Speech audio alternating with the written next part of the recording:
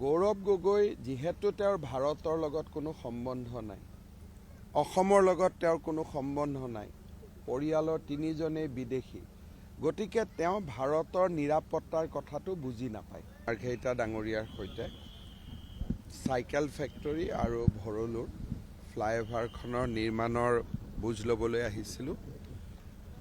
আমি cycle factory ফ্লাইঅভাৰখন Bohag বিহুৰ আগতে মুকলি কৰি দিব পাৰিম আৰু ভৰলুমুখৰখন মাৰ্চৰ 10 তাৰিখৰ আগতে মুকলি কৰি দিব পাৰিম।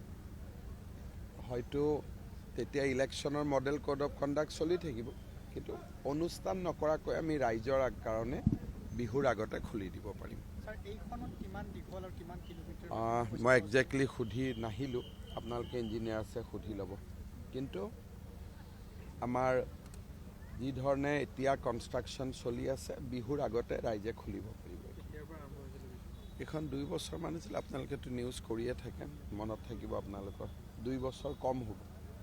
গৌৰৱ গগৈ আজি আন এটা প্ৰসংগ উল্লেখ কৰিছে যে বিভিন্ন ধৰণৰ বিমান কৰিলে নহ'ব, তাত 150 টকা চাহৰ দাম হোৱা বুলি উল্লেখ কৰিছে।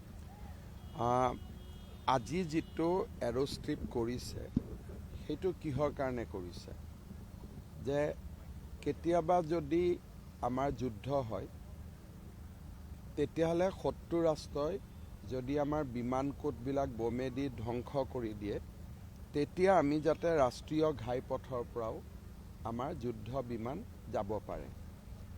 বানপানী হ'লে বা আন কিবা কাৰণত, ভগৱানে নকৰক ডিব্ৰুগড় বিমানবন্দৰ কিবা কাৰণত অগ্নিদগ্ধ হ'ল, শত্ৰু ৰাষ্ট্ৰই অগ্নিদগ্ধ কৰিলে, বিমান ক'ত নামিব? গতিকে ই হৈছে ভাৰতৰ এটা সামৰিক প্ৰস্তুতি, আৰু সেইকাৰণে আজি এয়াৰফ'ৰ্ছে বাৰে বাৰে কৈ আছে যে এইটো আমাৰ টেকটিকেল এছেট।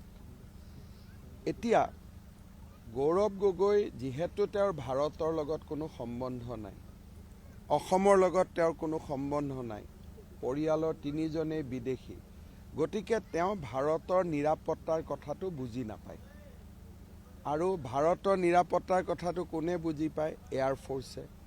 সেইকাৰণে এয়াৰফ'ৰ্ছে এইটো নিৰ্মাণ কৰিছে, আৰু এয়াৰফ'ৰ্ছে প্ৰধানমন্ত্ৰী ডাঙৰীয়াক মাতি আনি উদ্বোধন কৰিছে। আৰু আজি ভাৰতৰ যিমান ছিকিউৰিটি এনালাইচিষ্ট আছে, নেশ্যনেল টিভিত বহি এইটো এটা কিমান ডাঙৰ কাম হ'ল যে চাইনাৰ পৰা কিমান দূৰ, ম্যানমাৰৰ পৰা কিমান দূৰ, সকলোৱে উচ্চস্বৰে প্ৰশংসা কৰি আছে। ইয়াৰ লগত 150 টকা চাহৰ কি সম্বন্ধ মই বুজি নাপাওঁ।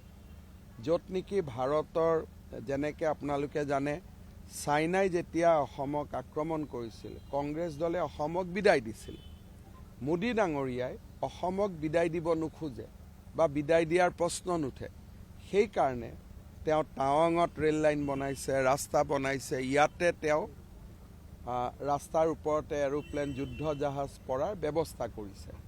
গতিকে শত্ৰু ৰাষ্ট্ৰৰ প্ৰতিনিধিয়ে এই কথাটো বুজি নাপাব। এই কথাটো বুজি পাবৰ কাৰণে ভাৰতৰ সন্তান হ'ব লাগিব। আন এটা প্ৰসংগ, GMCHৰ যিগৰাকী বৰ্তমানৰ অধ্যক্ষ ঐশ্বত বৈশ্যৰ বিৰুদ্ধে এগৰাকী মহিলাই আপোনাৰ চাওক, তেখেতে মোকো মোবাইলত বহুত দিনৰ পৰা SMS মেছেজ দি আছে। বিষয়টো অলপ নিৰপেক্ষভাৱে তদন্ত কৰিব লাগিব, কাৰণ তেওঁৰ নিজৰ ছাবজেক্ট এটা হোৱা নোহোৱাৰ প্ৰশ্ন এটাও মোক বহুত দিনৰ পৰা মোবাইলত তেওঁ মেছেজ দি আছে।